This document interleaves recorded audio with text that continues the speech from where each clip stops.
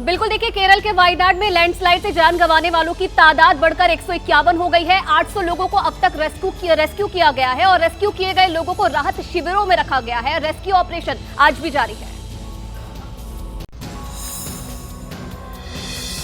तबाही की ये तस्वीरें बयां करने के लिए काफी हैं कि वो मंजर कितना भयावह रहा होगा। वायनाड में कुदरत का एक कहर 4 गांव पर टूटा, जिसमें कई जिंदगियां मलबे में दब गईं तो कई परिवार तबाह हो गए। सैलाब की रफ्तार इतनी तेज थी कि घर, पुल, सड़कें और गाड़ियां जो भी रास्ते में आया बह गया। सोमवार को दिन से ही लगातार बारिश हो रही थी। रात में लोग अपने घरों में सोए हुए थे। मंगलवार की सुबह तड़के करीब 2 बजे वायनाड में लैंडस्लाइड हुआ। सुबह करीब 4:10 पर दूसरी बार लैंडस्लाइड हुआ। लैंडस्लाइड और भारी बारिश से लोग मलबे में फंस गए। मुंडक्की, चूरामाला, अट्टामाला, नुलपुझा गांव में सबसे ज्यादा तबाही हुई। इन गांव में 400 से ज्यादा परिवार बारिश लैंडस्लाइड की चपेट में आ गए। भारी बारिश और लैंडस्लाइड से मुंडकई गांव पूरी तरह तबाह हो गया। एसडीआरएफ, एनडीआरएफ के साथ ही रेस्क्यू ऑपरेशन में नौसेना और आर्मी की टीमों ने मोर्चा संभाल रखा है। मंगलवार रात तक 800 लोगों का रेस्क्यू किया जा चुका है। रेस्क्यू ऑपरेशन आज भी जारी रहेगा। वायनाड हादसे को लेकर पीएम मोदी ने दुख जताया है, साथ ही हर संभव मदद का भरोसा दिया है। साथ ही आपको बताया कि आज प्रियंका गांधी और राहुल गांधी वायनाड के दौरे पर जाने वाले थे, लेकिन फिलहाल के लिए वो रद्द कर दिया गया है। अब अगले 1 या 2 दिन में वो वायनाड जाकर स्थिति का जायजा लेने के लिए वहां पर जा सकते हैं।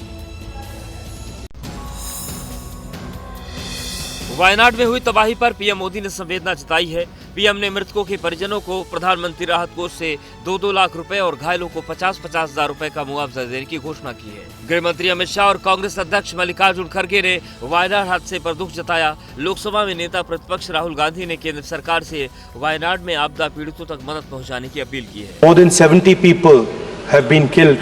I request the union government to extend all possible support for rescue and medical care. Wayanad से पूर्व सांसद राहुल गांधी और वहां से संभावित सांसद उम्मीदवार प्रियंका गांधी आज हालात का जायजा लेने वायनाड जाने वाले थे, लेकिन रेस्क्यू ऑपरेशन में परेशानी न हो, लिहाजा दोनों का दौरा टल गया है। Now the problem is that rescue operation is happening there. It may be postponed for a day or not. We will go.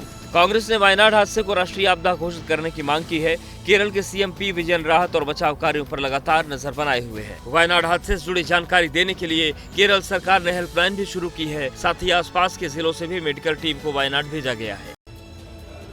इधर हिमाचल प्रदेश में भी बारिश ने भारी तबाही मचाई है। सोमवार को कुल्लू में बादल फटा, जिसके बाद ऐसा सैलाब आया कि एक गांव का देश दुनिया से संपर्क कट गया। वहीं उत्तराखंड में भी बारिश ने कुछ ऐसी ही तबाही मचाई है।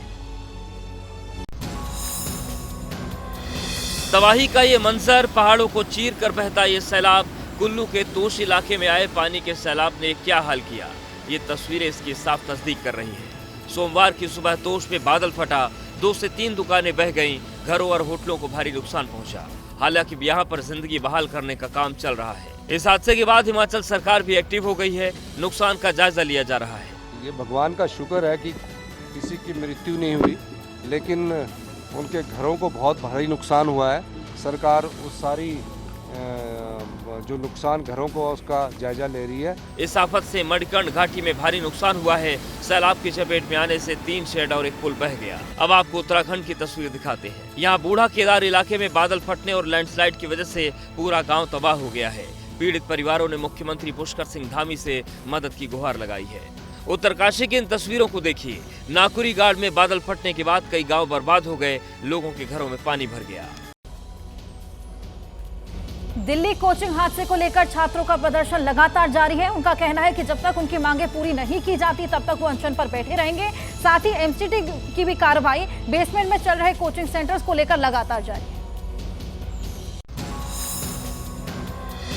ओल्ड राजेंद्र नगर में राउज आईएएस स्टडी सेंटर के सामने छात्र बेमियादी अनशन पर बैठ गए हैं और उन्होंने भूख हड़ताल शुरू कर दी है। उनकी मांग है कि 3 मृतक छात्रों के परिजनों को 5-5 करोड़ रुपए का मुआवजा मिले। एफआईआर का पूरा ब्यौरा सार्वजनिक किया जाए। कमेटी निश्चित समय में जांच रिपोर्ट पेश करे।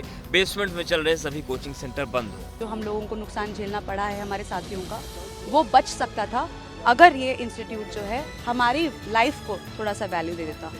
आई हैव रिक्वेस्टेड देम, जिस सिस्टम का पार्ट बनने के लिए वो इतना मेहनत कर रहे हैं, उस सिस्टम पे थोड़ा भरोसा रखें। एमसीडी ने बिल्डिंग बायलॉज का उल्लंघन करने वाली संपत्तियों के खिलाफ कार्रवाई तेज कर दी है। एमसीडी निकालोल राजेंद्र नगर में कोचिंग सेंटर्स के साथ राजधानी एंक्लेव और प्रीत विहार इलाके में कोचिंग सेंटर के 2 बेसमेंट सील किए, 78 पीजी और 13 गेस्ट हाउस की जांच की, 5 और 2 गेस्ट हाउस को नोटिस भेजा। कोचिंग सेंटर में हादसे के बाद दिल्ली हाई कोर्ट में दाखिल याचिका पर आज सुनवाई होगी। हादसे की जांच और नियमों का पालन न करने वाले कोचिंग इंस्टीट्यूट पर कार्रवाई के लिए हाई लेवल कमेटी गठन करने की अपील कोर्ट से की गई है।